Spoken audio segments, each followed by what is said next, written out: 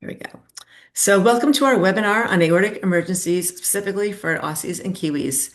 This is a presentation of the Foundation's Genetic Aortic Network, an international group of stakeholders, including researchers, clinicians, and surgeons, who are leaders in the field of genetic aortic conditions.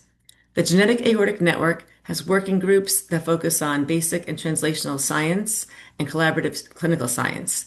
Today's presentation is from the working group that focuses on patients, families, and clinicians' education. Dr. Michelle Lim, a cardiologist in Sydney, is a member of this working group, and I want to invite her to say a few words about our work together on Australia. Well, thank you, Eileen. It has been a real pleasure to collaborate with our colleagues and all of the team that are invested in helping patients with aortic conditions from all over the world, really. And so I'm really grateful to have the opportunity to be able to collaborate with you guys and help patients down in Australia as well. So it's been really great to work with you over the last year. And thank you to our speakers today, Benjamin and Jeff. I really appreciate you guys taking some time to speak today and help in our shared efforts to improve patient care and patient and physician understanding of aortic conditions. So yeah, thanks again. Great. Thanks, Michelle. It's great working with you as well. You've really taken the lead here and really helped organize these webinars for our people in your area of the world. So, for anybody who's joining us for the first time, we welcome you for sure. Before we get to our program, I want to remind you that you can ask questions in the Q&A box. We were just chatting in the chat box, but we're going to look in the Q&A box for the questions. We'll get to as many of them as possible today. Please keep them general rather than sharing your personal information. And then if your questions are not answered, you'll be able to submit them to our help center. And Stephanie, our nurse, and her team will get you the answers. And I will put the URL for that in the chat box, and you'll see that on the screen afterwards. Actually, let me put it right here for you right now. We'll come back to that later. So now let's get to our speakers. We'll stop sharing. So first, I'd like to introduce Dr. Geoffrey Lester, a vascular and internal medicine physician, researcher, health economist, advocate, and patient. He is one of the few vascular physicians in Australia caring for patients with complex systemic vascular and aortic diseases, working both publicly at Alfred Health, Melbourne, and privately. His academic background spans medicine, public health, economics, and business, with extensive research in aortic disease. He is nationally recognized for his work in cardiovascular medicine and patient advocacy. He launched the Australian arm of the Global Think Aorta initiative across Australia, New Zealand, and Hong Kong, and is a member of the Global Aortic Network.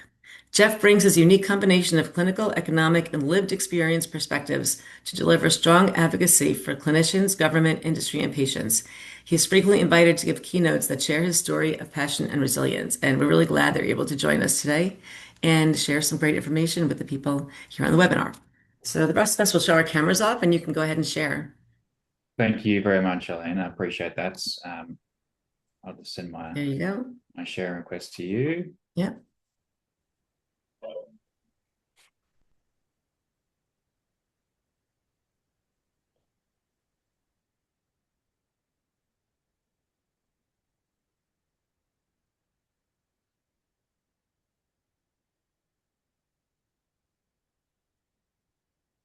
There we go. Okay, you can see that okay, Actually, I no, imagine? we don't see it. We see it small. It's a different screen you need to select. We see Okay. it's too small there. But that's the speaker view.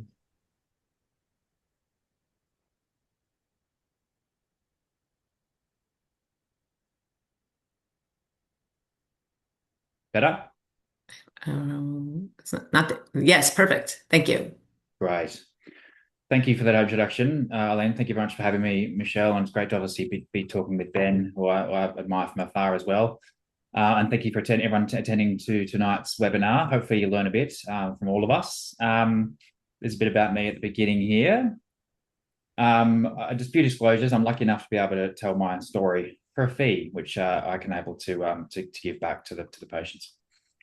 So the reason, obviously, as Eileen has bored you with in the beginning, that I'm here because I'm the only person in Victoria who offers this specialist longitudinal multidisciplinary care for patients with aortic disease from a vascular and complex cardiovascular disease space.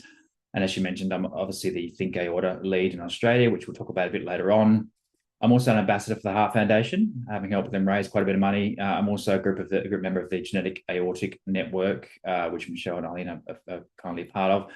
And I'm also an alumni of the same program that Michelle and Ben and Richmond Jeremy and the aortic think tank in Sydney have developed. But of course, most importantly, I'm a patient, having survived 4 open heart dissections. So I'm well placed to be able to speak tonight and tell you a bit about what it's like. So, aortic emergencies.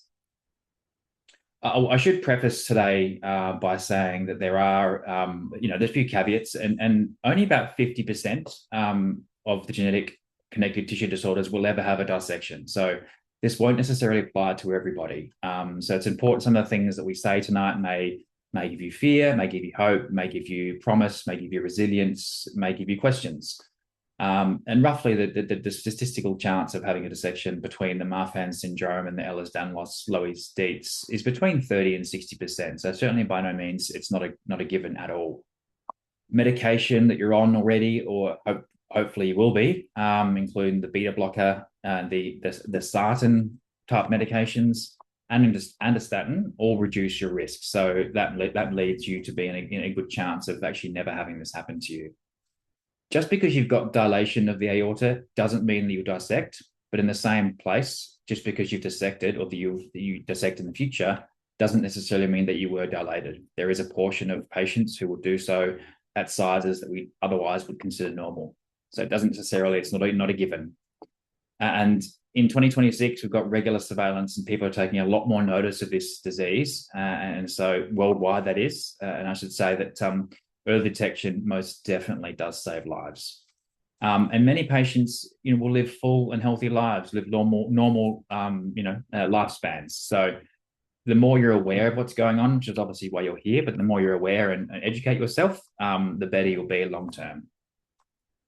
The goals, of course, of my talk tonight are about talking about what constitutes an emergency, what is an aortic dissection, what are the types of the dissections, what signs and symptoms you can expect to experience or you might hear about. And then once you get to the ED, what should you do? What should you say? So we talked briefly a bit about the aorta. Most of you may know a bit about the aorta already. It's divided into several parts, but of course it starts at the top near the heart and stretches all the way down through the diaphragm into the belly. So it's the whole aorta that we're talking about here, although the most severe cases of aortic problems are going to be in the thorax. Certainly some of you may experience or have heard of the experiences of it happening down a bit lower as well.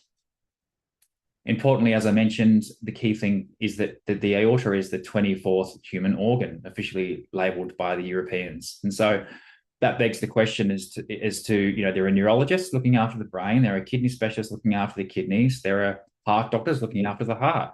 Who's looking after the aorta? So there needs to be a field, and that's exactly why I became one of these, aortic specialists, and obviously Michelle does too, who deals with the aorta on a longitudinal management basis where you can provide specific tailored care. To talk without boring you about the structure of the aorta and importantly about the parts of your aorta which do get weak in the setting of a genetic disease, we're talking about this area here, the tunica media, which is the middle part of the aorta. All blood vessels are split into 3 layers. And the middle layer is the tunica media, and that's the area that starts to weaken because of the proteins which are mutated in these diseases, which mean that the structure starts to tear away and starts to become loose and fragile. An emergency, of course, aortic dissection. It's one of the 3 big emergencies that ED departments do fear and do think about when you come into the emergency department, the other being the heart attack and the pulmonary embolus mostly. But specifically for the aortic dissection, you can see here that the aorta typically goes through a phase of stages. Starts off as a healthy vessel, and for many people it may remain a healthy vessel for life. But if you're unlucky enough to experience a bit of inside layer tearing or rupture. Then it progresses and goes through to the second layer. And then sometimes it can also spurt out through the third layer as well. But often, actually, if you can see my mouse, it actually stays between the second and third layer. So it's somewhat contained, we say. But if it's not contained and it does burst right through the aorta, that leads to a rupture. And so you can see here that the blood vessel has burst entirely. And the other third emergency is a rapidly expanding aneurysm. You can see here there are 3 types of aneurysm. The echocardiogram, the ultrasound of the heart, will show the first and the second aneurysm, but very rarely will show the third type of aneurysm, which will come back to my Think Aorta program later on, and about the type of scans and things that you might need to do. So why does the aorta matter? And why does a problem or a dissection or a rupture of it matter? Clearly, it supplies blood flow from the heart to all of the organs. And so that can lead to internal bleeding, but also it can be painful. Dissection, I can tell you, is painful. I like to describe it as childbirth for males, if males are having these. So breaking down into the types of dissections that we can experience, broadly speaking, it's type A or type B. Many of you may have heard about those 2 types. Type A is broken down again into 2 types, but typically speaking, you might hear of a type A and a type B dissection. And type A is largely managed with surgery these days. And of course, Ben will talk about that a bit later on. And the type B these days is actually managed more commonly with medications. And that's the one that will extend right down into the belly, right down to the arteries that supply the legs. So if you think about why you're at risk and why we are at risk, if you think about a tire, which you've ever seen a little aneurysm in, or a garden hose that spurs a leak, it's the same principle.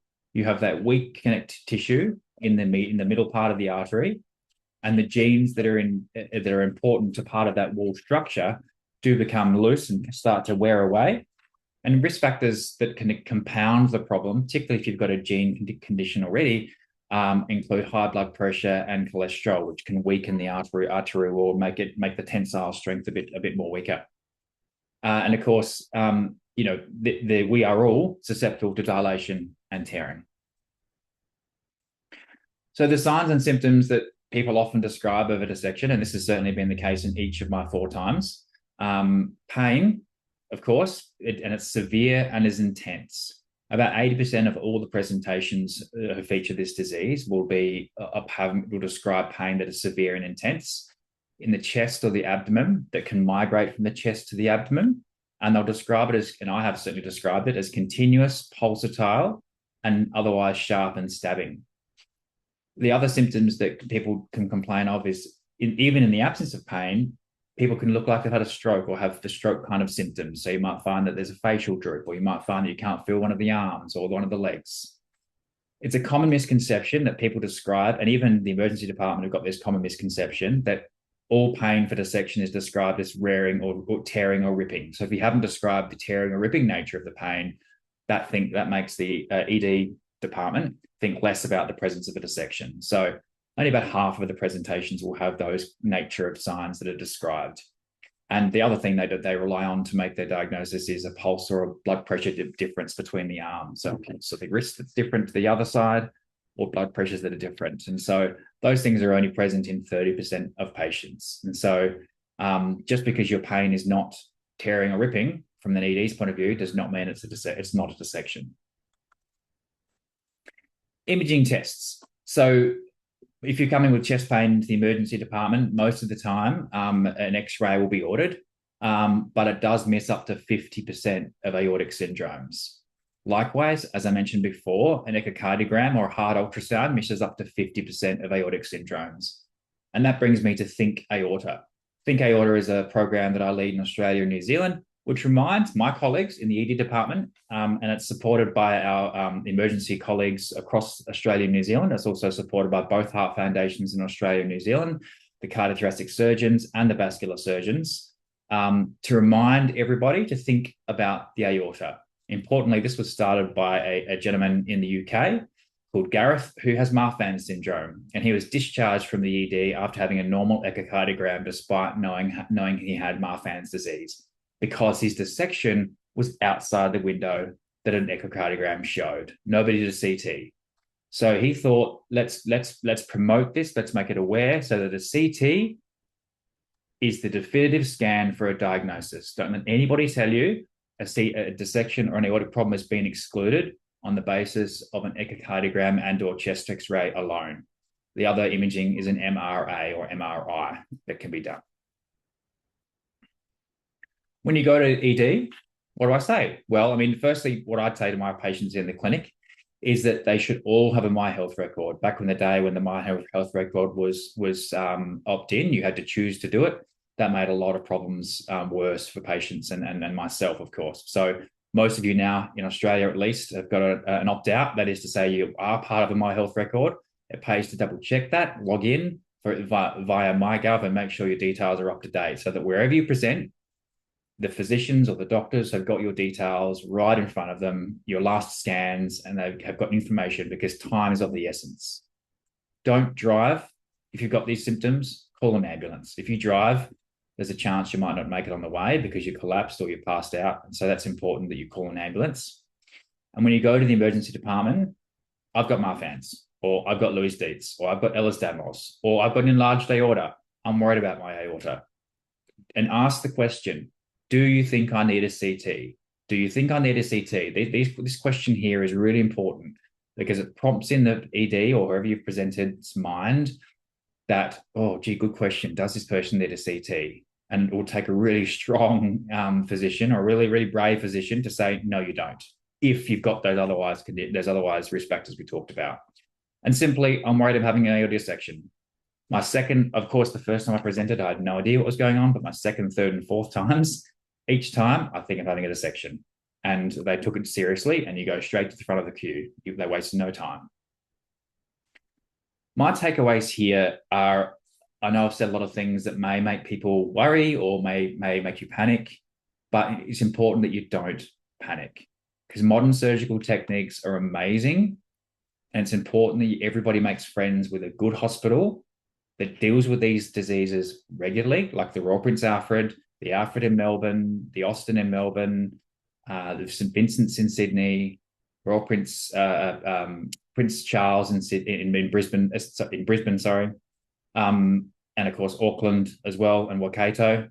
Those centres know how to deal with these diseases and know how to treat them. So make friends with that hospital, visit that hospital, have a contact, a surgeon at that hospital who knows you, and have an aortic specialist or a vascular specialist like myself or Michelle, who knows how to deal with the nuances associated with this disease and these disorders.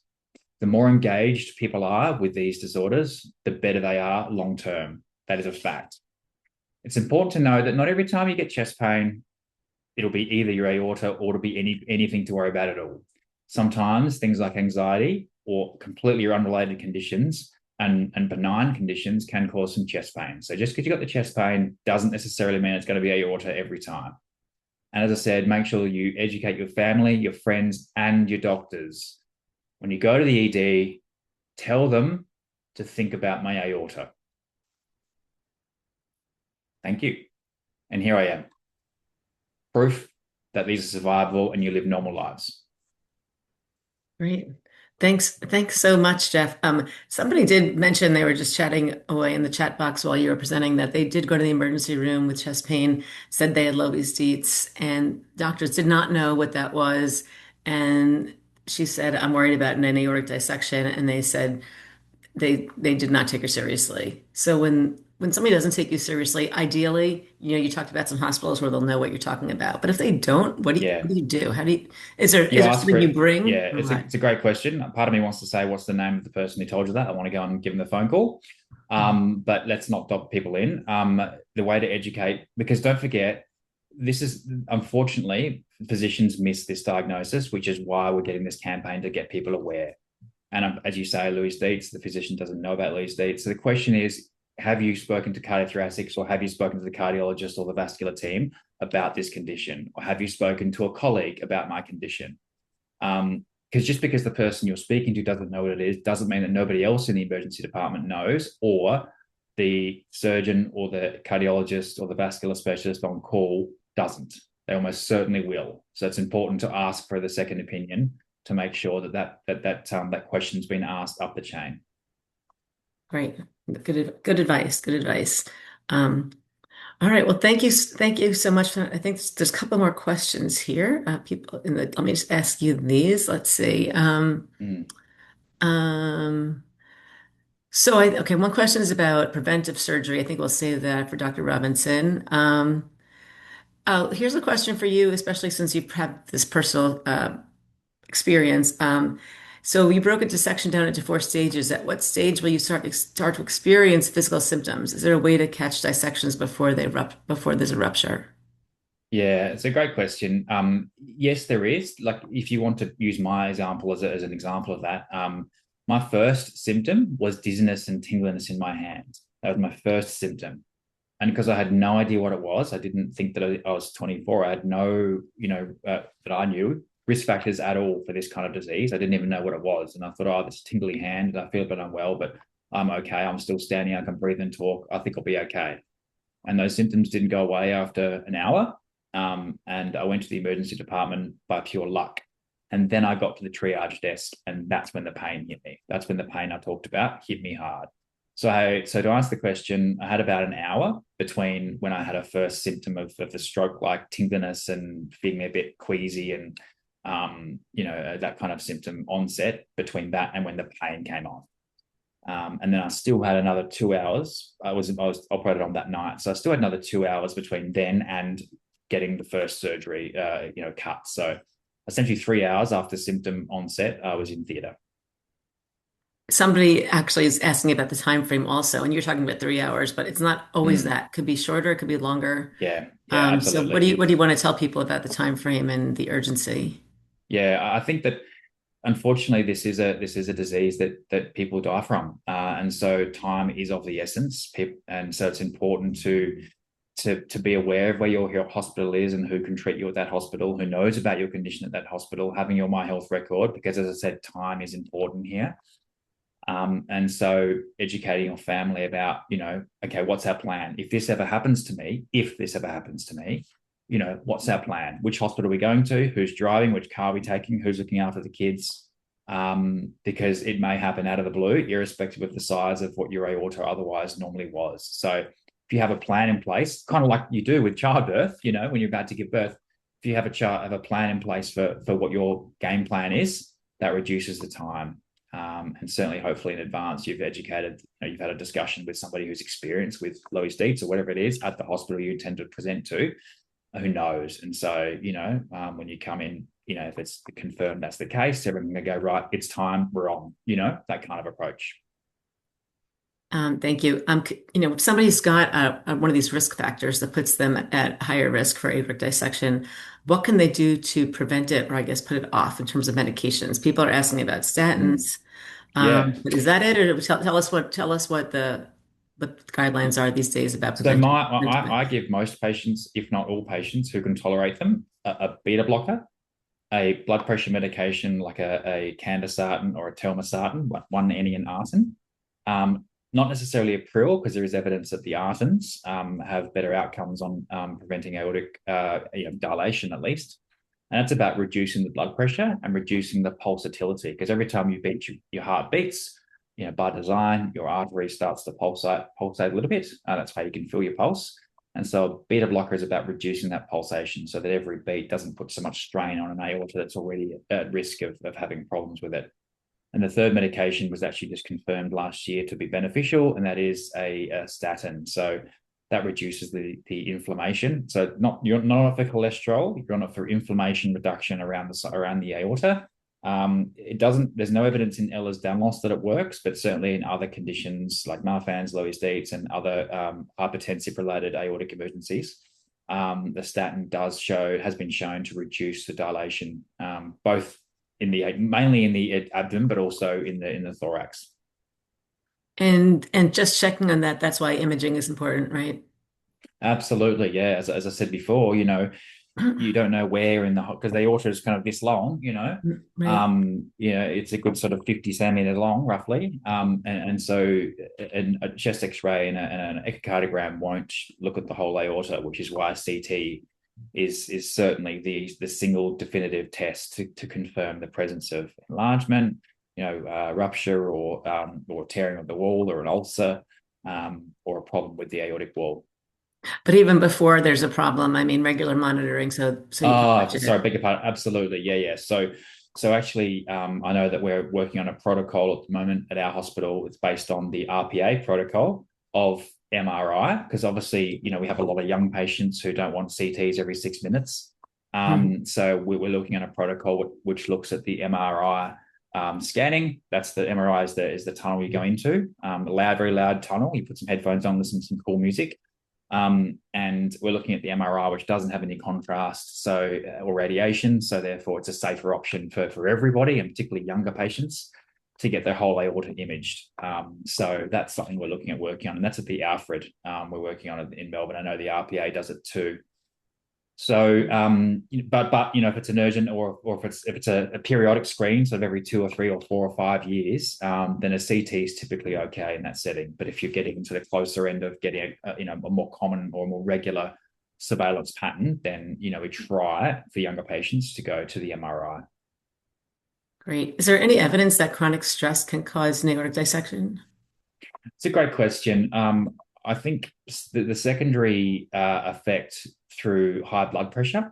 Obviously, we try and keep our blood pressure low in this disease, if you're at risk of this. And stress does raise your blood pressure.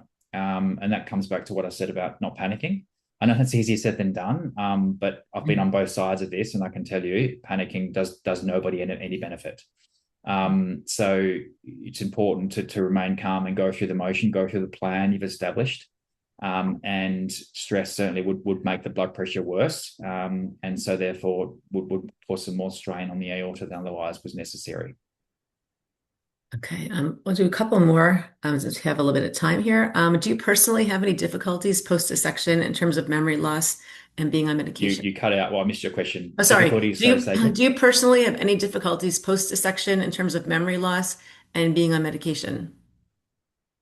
Yeah, so I did have pump brain, what they call pump brain. I had that 3 out of the 4 times, and that is to say that when you go on to have open heart surgery, you have some tubes, and Ben will talk about this a little bit later on too. But you have tubes which make the blood be pumped and oxygenated through an external device, and that allows them to slow the heart rate down and even stop it to be able to work on it so that it's in a fixed plane.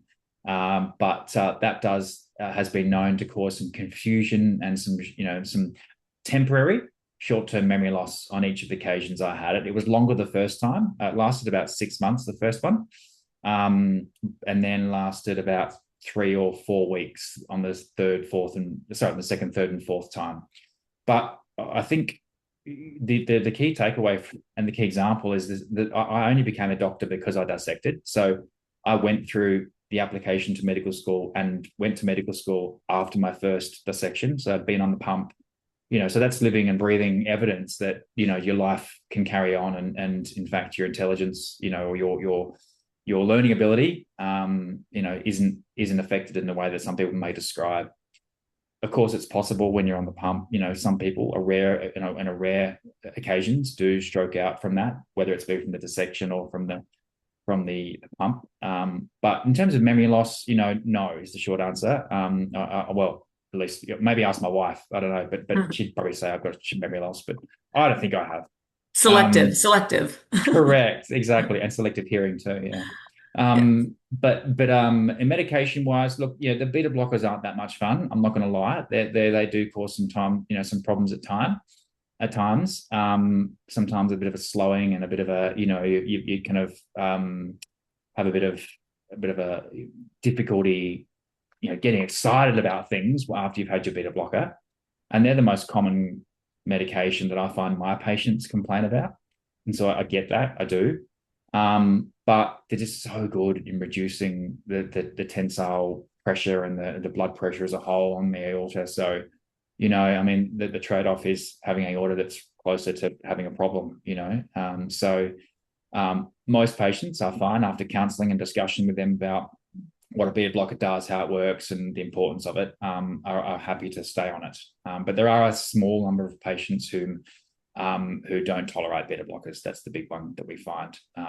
In terms of tolerating the sartans and the statins, no, I've never had any patient not tolerate either of those drugs. Good news. And final question for you. Besides the medication, are there lifestyle changes that you've had to make since you've had your dissections? Yeah, that's a great question. So I work out. I go to the equivalent of F45 or high intensity classes, and I preface this by saying I would not recommend, if you've not had surgery, to do this. I do this because my whole aorta has been replaced. So I do that because I feel comfortable with my own knowledge and taking the risk that's an exercise that I can do. But running, cycling, swimming, I encourage my patients to do all of that. And there's actually a study going on in the States, as you, Eileen and Michelle, would know, with aortic athletes and doing some exercise, which so far shows that moderate intensity exercise, like cycling, like swimming, like running, is actually beneficial to aortic patients and their well-being, and doesn't raise their risk any more than sitting down does. In fact, sitting down, of course, is a big problem, because I have a lot of patients, a lot of doctors who tell their patients, from the old school, you've got a dilation, go home and sit down and don't do any work, don't do anything at all. And they come into me and say, is this how life's going to be forever? And so that does affect them significantly. And so I'm encouraging now, trying to re-educate patients. No, there is very good data. There's very good evidence now that some moderate intensity exercise actually helps in the long term. What you shouldn't be doing is lifting heavy weights, and I don't do this. Lifting heavy weights more than 40% of your body weight is what the general rule is now, 30 to 40% of your body weight. So it's not the 5 kilos or the 10 kilos the old school used to talk about. Now we're looking at 30, 40% of your body weight, no more than that. And certainly, marathons, things that the human body weren't meant to do, like marathons, I don't recommend to my patients, nor would I do, or long endurance kind of, activities. So they're the things that I steer away from and teach my patients to do the same. Yeah, it's great that you said that, because everything is changing in this world. I think before people were just worried without the evidence. Now the evidence is showing that being active is healthy for everybody. Yep, So work with that. absolutely. Key message: work with your doctor and your own personal situation, your own personal risk tolerance, and all that. So Yep, great. Thank you so much for the medical insights, the personal insights. Really special to be able to share that with people today. Um, pleasure. so our next speaker, and if you can, let's see, you can stop sharing your screen there. Perfect. Our next speaker is Dr. Benjamin Robinson, coming on now. He's an adult cardiothoracic surgeon, trained in medicine at Sydney University and cardiothoracic surgery at Royal Prince Alfred Hospital. Dr. Robinson later completed cardiac surgery clinical fellowships at Stanford University Hospital and Bart's Heart Center in London. He then worked as a consultant cardiothoracic surgeon at St. James's Hospital in Dublin before returning to Sydney to take up appointments at Royal Prince Alfred, Concord Repatriation General, and Strathfield private hospitals. Dr. Robinson has experience in the spectrum of adult cardiac surgery, including coronary, valvular, and aortic disease, as well as in general thoracic surgery and cardiac device implantation. He has specific interests in minimal access aortic valve surgery, arterial coronary grafting, and aortic surgery. Dr. Robinson completed postgraduate study at Cambridge University and has academic interests in surgical outcomes research and epidemiology. He is the supervisor of training for cardiothoracic surgery at Royal Prince Alfred Hospital and the clinical governance chair. And we're really glad to have him here. As you can see, quite an expert. And thank you for your time today. Looking forward to your presentation. No problem. Can everybody see the blue screen with the title and my name? Yes, you are perfect. We will try to Excellent. get your video on as well here. I don't see All you. right. You can see my green tie for St. Patrick's Day. Don't see it yet, but I'm gonna work on that. Okay. What we'll talk about today. So anatomy and pathology has been covered a little bit by Geoff, but we'll skip through those slides pretty quickly. And then we'll talk about some of the principles of management for acute dissections, what we do preoperatively, that is before you get to the operating before you get to the operating room, what we do in the operating room, and what the in-hospital recovery is like. We'll talk about rehab and return to work, although I think Jeff's covered that a bit with his personal story and probably knows a lot more about it than I do from his own personal experience. As Jeff talked about, the normal aorta is in three layers, and the dissection is due to a tear in the inner layer of that aorta that allows pressurized blood to push a new path through the wall of the aorta. So the reason why it's a medical emergency is because that dissected aorta with two tubes rather than one is inherently weak, and it is therefore can cause it can rupture and rupture into the pericardium, which is the sac around the heart. Enough blood around there will mean that your heart can't fill and can't eject blood, which is a medical emergency. If it ruptures into your chest, there's a big space around your lung for a lot of blood volume to go. Furthermore, when that dissection occurs and the two pipes are being created, it can shear off or close over the origins of any vessel that's coming off the aorta, and the pathology that causes depends on which vessel it is. So the first branches of the aorta after it comes out of the heart are the coronary arteries, the arteries that supply blood to the heart. If they're occluded, then that's a heart attack. If the vessels that come up and supply your brain are occluded, then that's a stroke. Alternatively, you can get leg ischemia because you don't get blood down one femoral artery, or you can get gut ischemia or malperfusion from having some of your large vessels in your abdomen occluded or blocked. There's a picture of the intimal tear. If you're doing reading about this sort of stuff on the internet, you'll see a lot of different terminology about intramural hematomas, blood clot within the wall of the vessel, about penetrating aortic ulcers and things. But we sort of treat them all the same in the sense that if they come with pain, we call them an acute aortic syndrome, and we follow the same guidelines with regards to management. So I'm just going to talk about dissection only here. So this is some of the terminology we talk about in terms of which pipe the blood is going down. So you have a false lumen, which is a newly created pipe, and the true lumen, which is the one where the blood should be going down.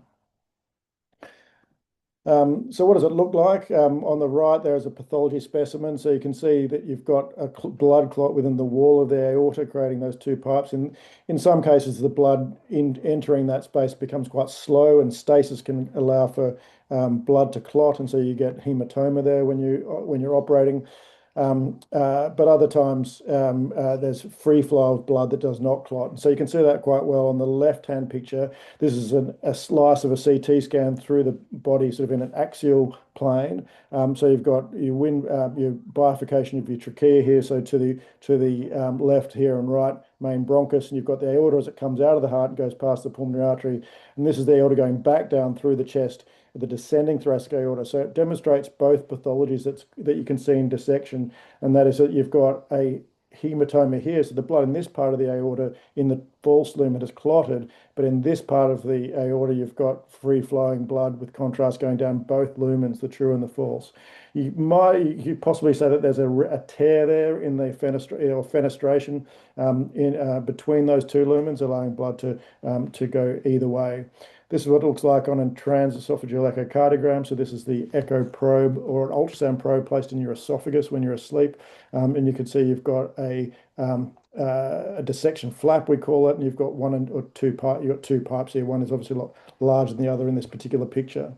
It's easier to appreciate on this picture because you can see that there's been a full separation of that intimal layer or flap from the surrounding wall of the aorta. So this is quite sort of close to the very start of the aorta because you can still see chambers of the heart here. So this is the left atrium here again in the other axis.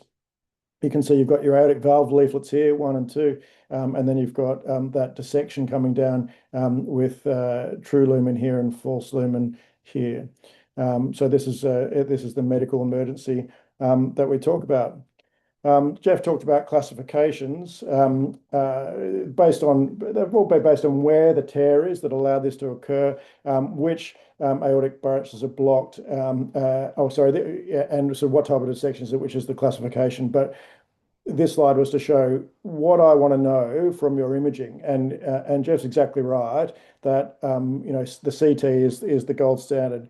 Ever so occasionally, if someone's coming from back before CT was so ubiquitous, they might be coming from a regional centre, and a transthoracic probe showed a very transthoracic ultrasound probe showed a very convincing aortic dissection. And as it's an emergency where time is of the essence, we've taken people straight to theatre. But it's rare that happens now. CT scans are quicker, they're more available. We've gone from having two scanner, one scanner when I was a trainee at RPA or an intern at RPA 20 years ago, to having multiple scanners ready to go at any time.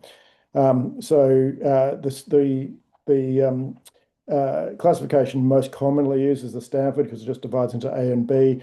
Michael DeBakey, who's pictured here, came up with his own. He was a pioneer of aortic surgeon, having learnt vascular surgery in the Second World War, saved a lot of limbs from peripheral arterial injury. I've pictured him here because there's an interesting story that you can read about on the internet if you're interested. He's one of these American surgeons who never retired, just kept coming to ward rounds, although he stopped operating. He had an acute aortic dissection at the age of 97. He suffered some chest pain and thought he was having a heart attack, so he stayed at home expecting to be dead soon. And when he didn't die, he went into hospital. They diagnosed a dissection. Quite controversially, they operated him at that age, and he was in hospital for 3 months and survived. Got back on his mobility scooter to continue ward rounds, and then died at 99. So there's a lot of intrigue about it because they couldn't initially find an anaesthetist who was willing to put him to sleep. But you can read about that. So there are two main principles of preoperative management. So when you're in the emergency department, we're very keen that people have blood pressure control immediately, and that includes invasive blood pressure monitoring. So we like it if the ED staff can put in some arterial monitoring lines for your blood pressure. We usually ask for two, one in each wrist, because there can be a difference across the dissection, but also that's useful for us when we're doing the operation to ensure that there's adequate perfusion of both arms and also therefore the brain when you're looking at the right side. So blood pressure is all important. We usually use intravenous beta blockades, so some of the medicines Jeff was talking about, in order to control blood pressure if you've just got a genetic aortopathy. But we use it in the acute setting as well. We give it intravenously in that case, so it can be easily titrated to effect. And then we use some dilating medications as well that relax your blood vessels. Pain relief is also very important. Because a significant pain syndrome releases a lot of circulating catecholamines. We call them things like adrenaline that will raise your blood pressure and increase your heart rate. Both of these things we're trying to fight against. So pain relief is almost as important as blood pressure control. The reason I chose this photo to put with this slide is because once you've got a diagnosis of an acute aortic dissection, it should feel a little bit like this. You should have people coming at you from all angles to sort you out as quickly as possible. Get your blood pressure down, get you prepared for surgery. So what does it look like intraoperatively? So this is an operative photo. Normally, the aorta is sort of much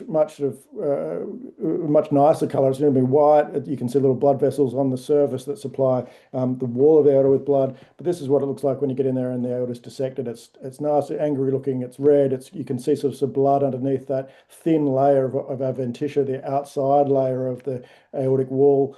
And then this is what happens when it's been opened up. So you can see that there's that sort of diamond-shaped opening is the false lumen, and then there's a tear here in the ascending aorta. That tear is the tear that's been responsible for pressurizing this false lumen and causing the dissection. So this is before anything's been cut out. So what are the principles of surgery for dissection? Because there's a lot of different techniques and that can be employed here for all these things. So firstly, we want to prevent rupture or tamponade. So if your dissection is a type A, as we talked about before, the importance of imaging to determine which type of dissection you've got. If it's a type A, then we want to prevent rupture of your ascending aorta because that's the most at-risk portion. It's where the impulse and blood pressure is highest, and therefore you're at most risk of rupturing there. Also, if you rupture into your pericardium, it doesn't take much blood volume in the pericardium to stop filling of the heart. So that's the most at-risk portion of the aorta, and that's the one that we would replace in every aortic dissection operation. We'd like to excise the primary tear. 60% or so are in the ascending aorta or aortic root, so down closer to the valve. If they're in the arch, then we do too. If the dissection is something that's come, where the initial tear has been in the descending thoracic aorta and the dissection has then propagated backwards to the ascending aorta, we may not get to the tear with our operation, but there are some strategies for that. We want to restore blood flow to the true lumen, and so that can treat malperfusion syndrome. So if you've got a leg that's not getting enough blood supply because the dissection has closed off one of your arteries in your pelvis, then just by restoring the flow and the blood pressure to that true lumen is often enough to restore flow to the leg, and then no further intervention is required. Sometimes it's not, and you need a vascular surgeon to help you with that. The next thing we have to think about is managing the aortic valve. So in most cases, these dissections that we operate on do extend in some way, either fully or partially, into the aortic root. And that can distort the anatomy of the aortic valve. If the anatomy of the valve is distorted, then it will leak. So we have to think about how to manage that, whether we can repair the valve or resuspend it, as we say, so put the geometry of the valve back together in our dissection repair. Or does the aortic root also need to be replaced? Traditionally, that would include a replacement of the valve as well as the aorta above it, and that would then require sewing on the coronary arteries back onto the new aorta. So it adds complexity to the operation, it adds time, but if it's required to make sure you've got a functioning aortic valve and no residual dissection in the root, or if the root is significantly aneurysmal and can't be sewn to, then we will also manage it that way.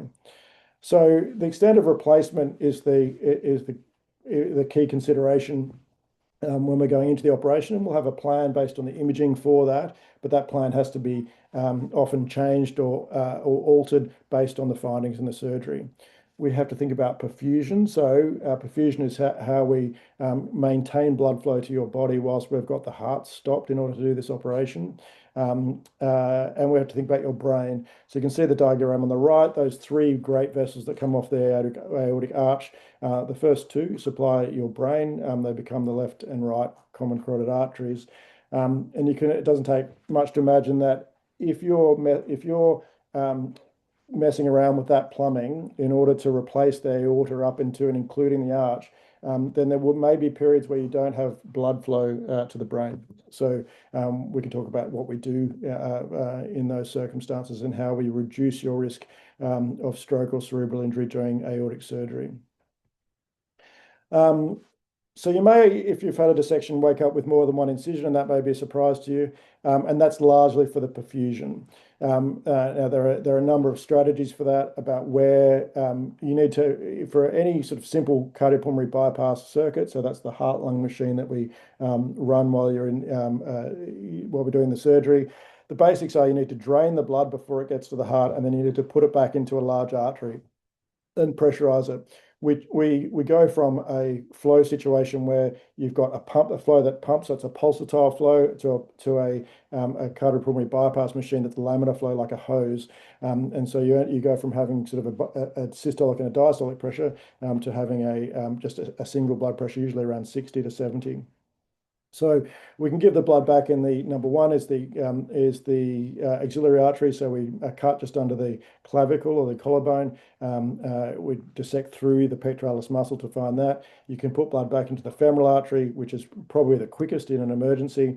And you can also put blood back into the true lumen centrally, which is what I prefer to do because it means that there are less operative sites to manage at the end. In that circumstance, there'll be a period of changeover to a new arterial inflow, so a new inflow from the bypass machine, usually on one of the grafts I use for your aorta. Will have a sidearm to be able to use after I've cut out your ascending aorta. So what's the extent of replacement? And here's some graphics of what the options are. So the first two are sort of the minimum that we would do for an acute type A dissection from what we call the sinotubular junction, which is just at the first part of the ascending aorta, above the root of the aorta, so above the coronary arteries that I'm indicating there, sewed in here, and then going to the start of the aortic arch. You can do what's called a hemiarch replacement, where you try and get some of the concavity of the arch as well, or you can do more of a total arch replacement. So this is a total arch replacement where the head and neck vessels have been sewn on as an island. We tend not to, this has become less popular over time because for particularly people with connective tissue diseases, they end up with dilatations of these sections. So this is the more favored option and what I tend to do, which is a trifurcated graft. And you can bring down the origin of that graft right down low so you can have endovascular or vascular surgery procedures in the future. Frozen elephant trunks are becoming more and more popular as well. We do a total arch replacement, and if you've got proximal descending thoracic disease, then a stent graft will be deployed during the operation into that disease to extend the area of replacement. So that stent graft is self-expanding, and that it excludes this part of diseased aorta that you can't really otherwise get to from the front when we're doing an operation virus stenotomy that is through the sternum. So this is this is just a picture I put in to show that you can resuspend that valve. So if you've got a splitting in the wall here, it's often weakened. So we use buttresses of Teflon to do that. This is another example of the same thing where people use sort of crescent-shaped inserts of Teflon into the sinuses, but at the sides of the valve. And this is a picture of a valve-sparing root replacement where we replace the entire aorta but keep the native valve. This is quite a tricky operation because you have to get the geometry just right. It's much more often performed in an elective setting where we're replacing the aorta for an aneurysm or high-risk aortic disease, where we keep your native valve. This is if you're doing a root replacement, these are some of the options available to us. We have aortic conduits that have valves inside them. So this is a bioprosthetic valve or a tissue valve. This one in particular is made out of cow tissue. This is a mechanical valve made out of 2 bicarbonate leaflets. You need to take warfarin for the rest of your life if you get a mechanical valve. The tissue valves have the disadvantage of wearing out over time.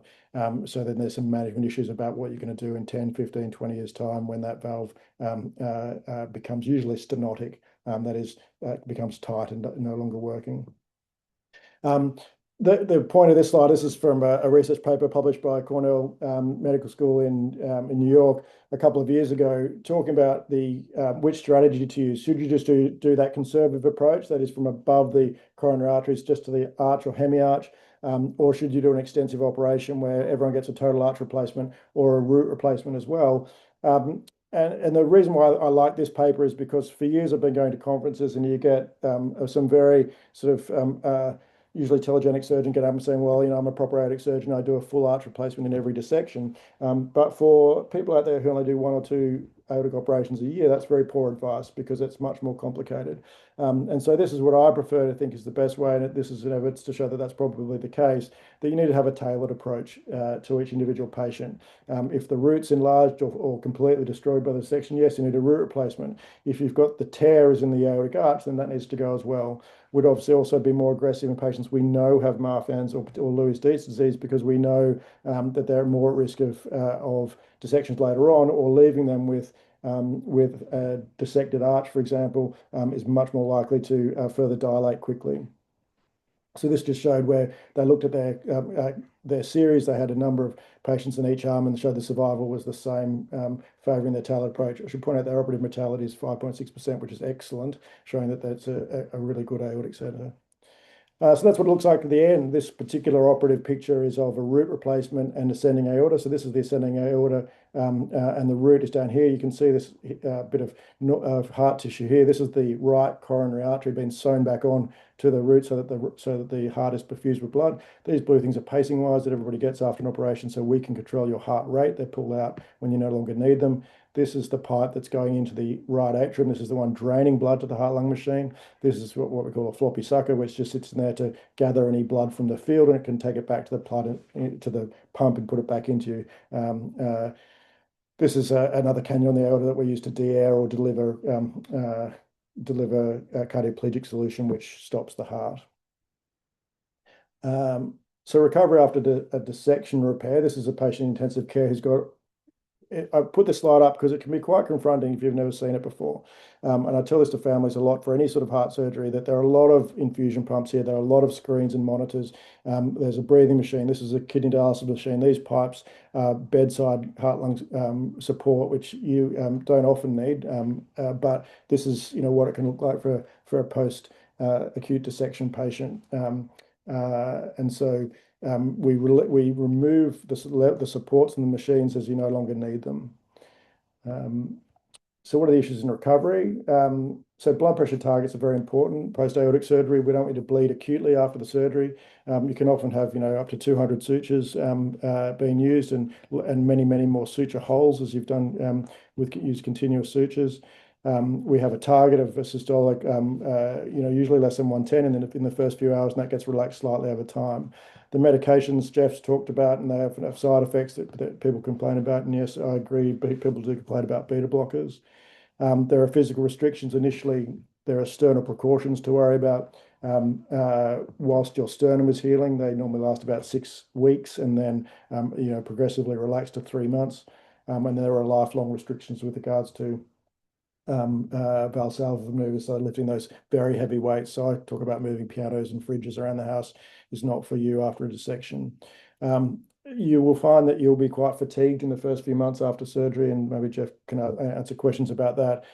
Going back to work, if you go back to work at 6 or 8 weeks, you'll need to, I suggest people going back in a graduated fashion because a full day at work after a heart operation of any type will wear you out more than you could possibly imagine before it's happened to you. The neurological and cognitive effects have been covered well by Jeff. There are some other things about people who have aortic anxiety that every twinge they have after that is another dissection, and just managing that in their day-to-day life is important. The most important thing from a surgeon's point of view is managing the false lumen. So we often leave people with descending an abdominal aorta that remains dissected. And so monitoring that and then intervening on that when appropriate or when required is a very important part of dissection management. And you do in concert with your surgeon and your vascular physician or cardiologist. So the milestones are the 6 weeks. Firstly, we look at external healing and stabilization of the blood pressure. We want to get you back to rehab after that and start to increase your activity. Most people, when I see them at 6 weeks, are off all pain relief, but getting multiple reminders a day they've had heart operation. Usually, sneeze or cough, it hurts. Reach for something in a high carbon and it hurts. I say to people it's at about 12 weeks where they go through a whole day without one of those reminders until they clock their scar in the mirror at night. Jeff talked about the cognitive recovery and the brain fog, how long that takes to get used to. And then after a year, you're into long-term surveillance. Finally, I talk about cardiac rehab. All public hospitals, well, in sort of most of them in Sydney anyway, offer cardiac rehab, and I'm sure that's the same across the country. It's for anyone who's had a heart attack or heart surgery or indeed an aortic operation. It's really, really good for getting you moving, teaching the types of exercise that are good for you now that you're an aorta or cardiac surgery patient. It's a lot of the exercises done, monitored, so it gives you confidence that you're in the right place if something goes wrong. And they're working on a lot of these other things. Now, some of these things aren't really going to be an issue for people with aortic problems, but certainly blood pressure management, weight, nutritional counselling, knowing what exercise is appropriate, and things are all part of the package. And I can't speak more highly of cardiac rehabilitation. So we might end there, and I can take your questions. Great. Thank you so much. That was really, really great. Let me get my video back on. Or not. I'll work on that. Couple questions here for you. Somebody shared a little personal information. The wife died of aortic dissection at the age of 47, did not know she had Loeys Dietz at the time. Subsequently, the son and daughter were both diagnosed with Loeys Dietz. So, son is 30 now, and when should he expect to need aortic surgery? So maybe there's something that you talk about in terms of having a prophylactic surgery or, as opposed to emergency surgery, which is what you mostly focused on. But, you don't really want to go that route of emergency surgery, right? So you can talk about No, that a little no, bit. definitely not. And so, yes, if you can have your aorta replaced before you dissect, and then the time that's better. Obviously, the risk is much lower, and the recovery it will be much easier because you haven't had the same sort of insult to the body in terms of the massive inflammatory response that you get from a dissection. So this is why centres who manage aortic disease all the time are very important in helping answer these questions.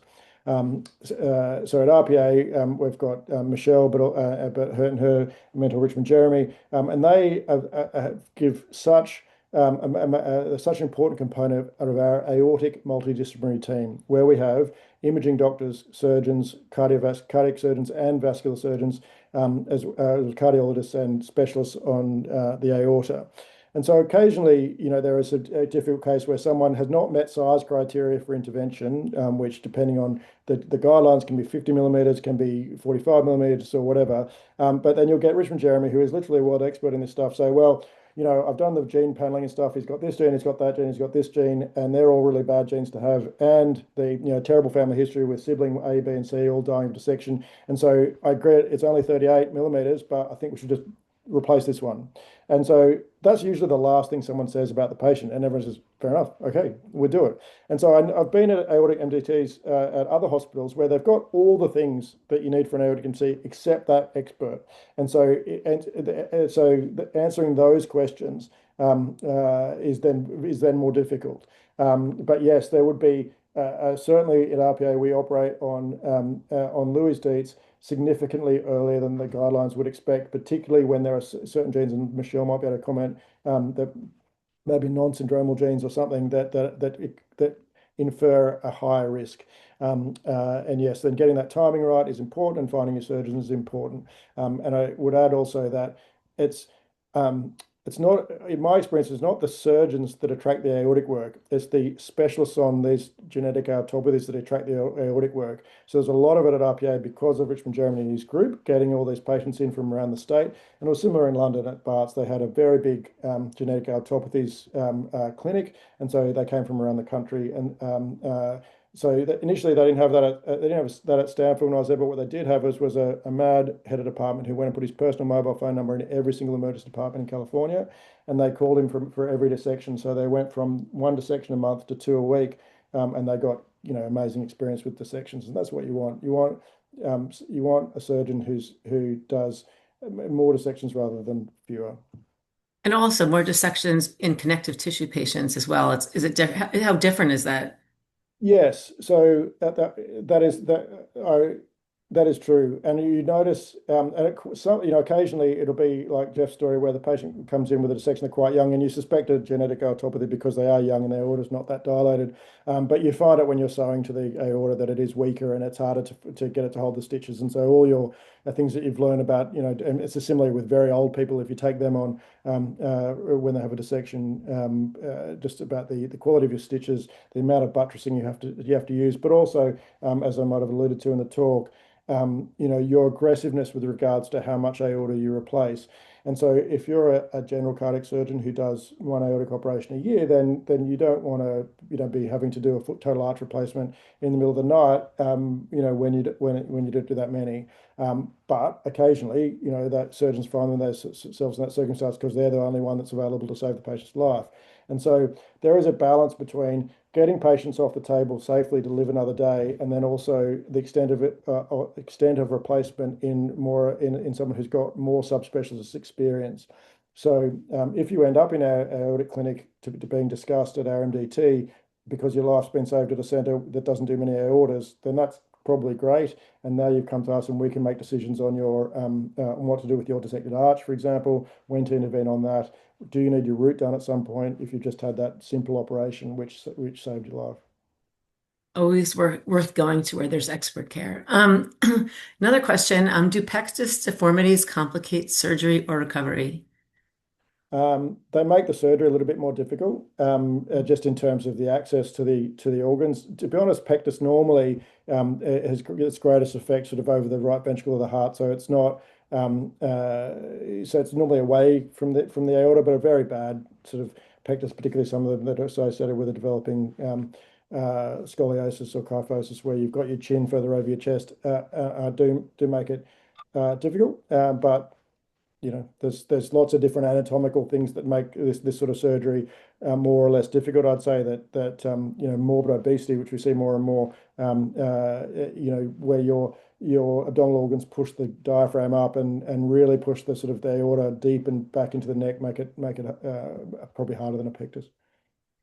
Somebody's got a really serious pectus problem, like excavatum, I would guess. Should they think about getting that fixed first? I mean, that usually is not unless it's pressing in the lungs, it's not usually a No, necessary surgery, but what do you that's think about? true. We have one person in our practice who does a lot of pectus repairs, and the best results are obtained if you get it done when you're sort of mid to late teenager. Usually, they're done for psychological and cosmetic reasons for people who don't like the look of it, which is fair enough. And so the results become sort of less they're not as good as you age if you get it done as a 30 or 40-year-old. And some of the more simple things like a NUS bar where you put a bar in and pop the pectus out and then take the bar out a couple of years later, they become less of an option because there's more ossification or bony change in some of the cartilages. So would you get it done? I wouldn't get it specifically done because you had a connective tissue disorder. I just get it done for the main reasons, which are A, cosmetic, or B, if you've got a severe pectus, then you'll have some exercise intolerance, and that can be tested with an exercise stress test, and there are specialist cardiologists that can do that. Okay, I want to get back to the aortic surgery, but thank you for that. We have one more question for you. Does it make you feel better having the aorta replaced? Um, this person says that she's had the ascending replaced, and she's wondering if it's time to replace the bottom half and the valve. Does it feel better? Yeah, this is the one. So most cardiac surgery, we talk to people about, well, what are the indications for surgery? What are the benefits? And there are only two in any heart or aortic operation. One is for symptoms, and the second one is for prognosis. But nearly all surgery or a surgery in the aorta, occasionally people start to get symptoms as their aorta enlarges, but generally speaking, nearly everybody is for prognosis. Now, obviously, if you're in an acute dissection where there are some papers to suggest there's an hourly mortality of 3% post dissection, obviously that's an easy one to say it's prognosis. And then it gets more tricky when you're intervening on people who are asymptomatic but have an enlarging aorta or have a genetic aortopathy.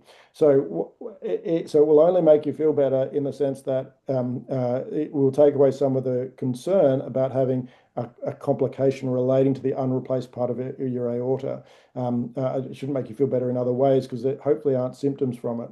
But that would be an important discussion to have with someone like Jeff or Michelle or Dr. Jeremy in Sydney to talk about what is your actual risk? Because what we tend to do is try and do the operation when the risk of the operation is less than the risk per year of you having a complication of your unreplaced aorta. Great points, great points. As you were speaking, I was thinking about a webinar we did a few years ago, Life After Aortic Dissection, and we had several people talk about it. So we talked about the physical part, also some of the anxiety that comes afterwards. And so I'm going to share that with everybody in our follow-up email so you can take a look at that as well. So thank you so much for your time and what a great presentation and for answering all these questions. Going to share my screen again. And just to close it up and just let people know that if you have more questions after this, feel free to submit them to our help center, which is at marfan.org/ask. Stephanie Emder Clark is the director of our help center. I put that family picture here because not only is Stephanie a nurse who's worked at Boston Children's Hospital, but her husband is Marfan, her two kids have Marfan. So she is quite expert professionally and personally, and she can help answer your questions. There's more information on our websites. If you have one of these conditions, marfan.org, loisdietz.org, thevedsmovement.org. The Genetic Aortic Network has information on other conditions like VAV and Turner syndrome. So other genetic factors that put you at risk for aortic dissection. So there's opportunities online to get more information. Also, want to let people know the Marfan Foundation is having a virtual conference this summer, or our summer, you're not summer, June 15th to 18th, and we're going to have presentations at different times of the day. So there are some times I checked it out yesterday. There are some times that are going to work for you guys. Some you may have to get up in the middle of the night, but we have plenty on our YouTube channel as well. So there's always information available to you. Um, we'd love for you to sign up for your preferences. This will also be in the follow-up email that I sent to you. So you can let us know what your condition is, and then you'll only get information from us about that condition. We don't want to be over emailing you guys. So thank you so much for being here today. I want to thank Dr. Robinson, Dr. Lester, my partner in crime here, Michelle Lim, who's been such a leader in Australia and putting these webinars together. So thank you all so much, and hope you have a great evening, and hope to see you again at other webinars and other events. My name and email are up there in case you have any suggestions, want to email me, say hi, or anything else. So thank you all so much, and we will see you again soon. Thank you. Bye. Thank you, Jeff, and thank you, Benjamin, so much. It No was problem. great. Pleasure. It's good, huh? Yeah. Great. Thanks so much, everybody. Thanks, Eileen. Thanks Yeah. for getting Okay. up in the middle of the Bye-bye. night. Thanks. No problem. Thanks. Bye. Yeah.